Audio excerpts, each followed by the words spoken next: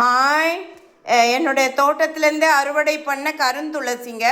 இந்த கருந்துளசி இலைகளை நான் உலர வைத்து, நிழலில் உலர வைத்து, அப்புறம் சிறிது ஒரு நாட்கள் 2 நாட்கள் வெயிலில் உலர வைத்து, ஒரு காற்று புகாத ஒரு டப்பாவில் அடைத்து வைத்து கொண்டு தேவைப்படும் பொழுது டீ போட்டு சாப்பிடுவது வழக்கம்.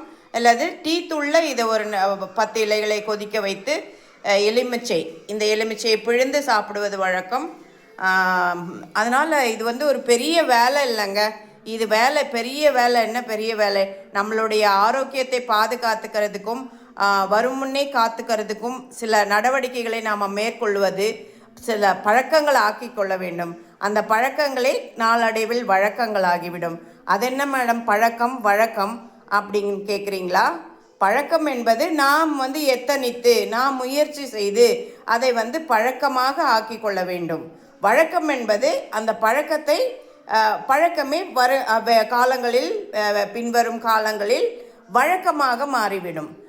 உதாரணம் உங்களுக்கு சொல்லணுமாங்க, பல்லு தேய்க்கிறது, க்ளீன் பண்ணுறது, காலையில் எழுந்திரிச்சு உடலை சுத்தப்படுத்தி கொள்வது, இதெல்லாம் ஒரு முறைப்பாடுகள். இதை எல்லாருமே சரியாக கடைப்பிடிக்கிறதில்ல.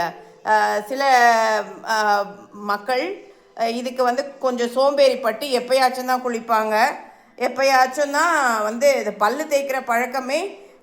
அதாவது வயதானவர்களுக்கு கொஞ்சம் கஷ்டமாக இருக்குது. அதை விட்டுடுங்க. நம்ம யூத், இளம் வயதில் இருப்பவர்கள் கூட இரவு நேரங்களில், அதாவது காலை இரவு படுக்க செல்லும் முன்பு பல் தேய்த்து பற்களை சுத்தப்படுத்துவது என்பது சிறப்பான ஒரு உண்மை.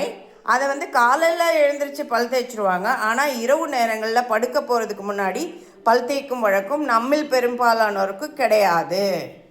அது தேவையான ஒரு விஷயம். அதை தான் நம்ம பழக்கமாக்கிக்கணுங்க. நம்மளே எத்தனிச்சு முயற்சி செய்து சோம்பேறிப்படாமல் அந்த பழக்கத்தை நம்ம ஏற்படுத்தி கொள்ள வேண்டும். இதை நம்ம டெய்லி பண்ணும்பொழுது அதுவே வழக்கமாகி விடுகிறது. எப்படி காலையில் வழக்கமாகிடுச்சோ பல் தேய்க்கிறது பழக்கம், அது மாதிரி அது வழக்கமாயிடுங்க.